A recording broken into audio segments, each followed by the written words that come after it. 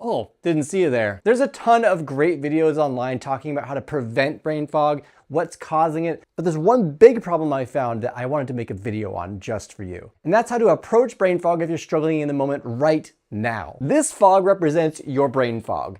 This is your focus. I tried finding something gold and I couldn't find anything, so I just got this gold balloon dog everyone has in their homes. It's shiny, it's beautiful. That's the thing you want. That's the objective, is to have focus. How do you go from being trapped in this brain fog without being able to see where you are or see how to get to the focus? There's a lot of really fantastic videos online from people mentioning how to prevent these issues, like omega-3 fatty acids, exercising, nutrition, sleep, all of the things that seem to be the answer to everything. Let's say you're at work now, you're already lacking sleep, you're tired, you've been eating nothing but pizza and Doritos all day and night, you're not drinking water, you're not walking around. Action-wise, you're stuck in here because you're forcing it. You don't want to force getting out of here. Instead, what we want to do is do something a little more strategic and scientific. And we want to basically strengthen your brain's neuroplasticity.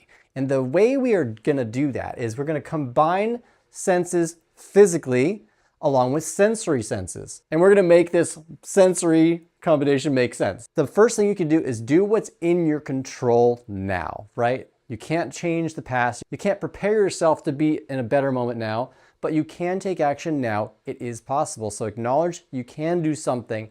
So one is you can stretch your legs, start moving the legs around, because there's a lot of blood circulation in those legs that are being cut off. We want them to flow through the whole body.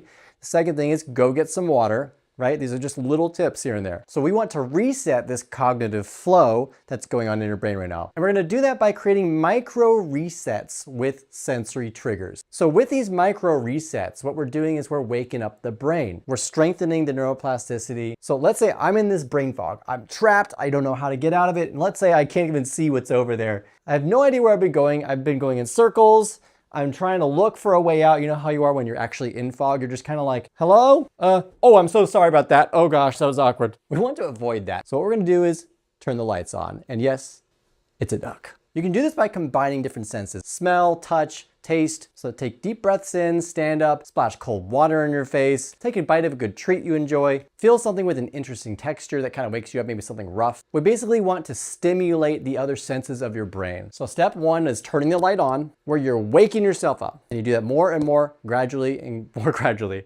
Spanking this duck is really weird to me. So what happens when you establish this is you can start to see what's in front of you. It doesn't make you just teleport magically to the focus like, whoa.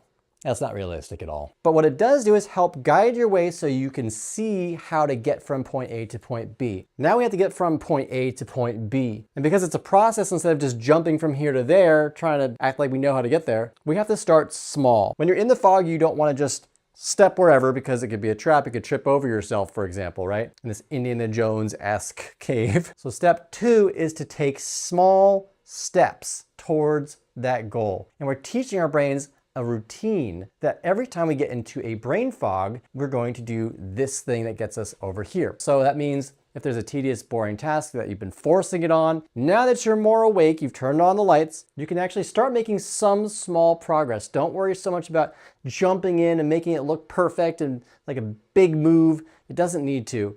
You just have to get started. So focus on just getting started at all. Once you do that, you'll start to get out of the fog, and then you can finally see where your goal is. And we're using neuroplasticity to teach our brain to turn on the light. That's step one. Step two is to take an action in this direction, follow the flow until we find our focus. Taking a small action step, very small. You can get there, grab your golden balloon dog of focus, and then you can finally start reaching that goal. And it's also going to be really important to lower your expectations, because obviously if you are trapped in the fog, brain fog, trying to focus, you're not going to be able to attain the goal the same way. It's not going to look the same as if this wasn't all here. So acknowledge that it's gonna look differently, and that's okay, because you with brain fog is going to act very differently than you without brain fog. In fact, that's a good thing. You don't want them to be the same. You want to perform better when you don't have brain fog. So it's actually a good thing if you're struggling, because that just shows that that's how you are when you're in a situation where you're struggling. If you want more tactics on how to focus really, really well at work,